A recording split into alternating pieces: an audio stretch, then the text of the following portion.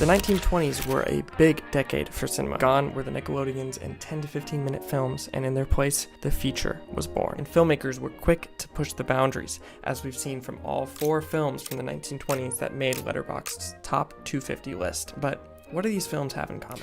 Well, first of all 4 films were massive box office disappointments. All 4 pushed the medium forward in revolutionary ways. 2 of the 4 had their original prints destroyed, only to be rediscovered decades later. And 2 of the 4 were edited by the same woman, Marguerite Boucher, icon, GOAT. They varied in length from 45 minutes to 5 hours and 30 minutes, in location, with 1 film being produced in the US and 3 being produced in Europe, and in genre, with a comedy, a sci-fi, a courtroom drama, and a war epic. But tons of notable and historic movies from the 1920s didn't make the list. This includes The Jazz Singer, which introduced the world to talking pictures.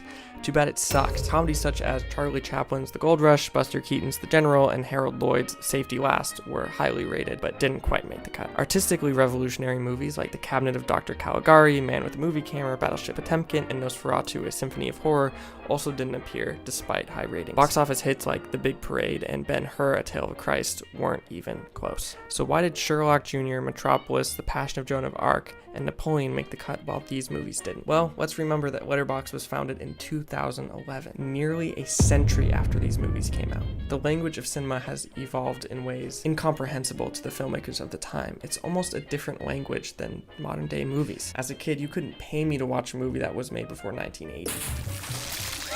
Which, in retrospect, sucks because these movies are awesome, but there's a disconnect with modern day audiences. They have certain expectations that these movies don't meet because how could they? For this era, the sweet spot seems to be relevant enough to still be shown in film school today, but entertaining enough not to put everyone in the auditorium asleep. Sherlock Jr. is the perfect example. It's as funny as all the rest of the comedies that came out in the 1920s, but it's also incredibly revolutionary in the way that it conducts its story.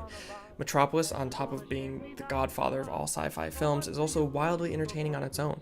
Falconetti's eyes and The Passion of Joan of Arc still pull at anyone's heartstrings that watch it today, and even at 5.5 hours, Napoleon is dazzling to behold. Eventually, I suspect things like box office and nostalgia will be in play, but we're not there yet. So we're off to the races. Sound has entered the picture as fascism is on the rise worldwide. We're about to see a steep drop in artistic expression as artists are persecuted in Europe. However, a certain little tramp here in America is ready to take on the Great Depression, Nazis, and stay fiercely independent as the big studios we know today take hold of Hollywood. We kick off the 1930s next week with City Lights, but in the meantime, don't forget,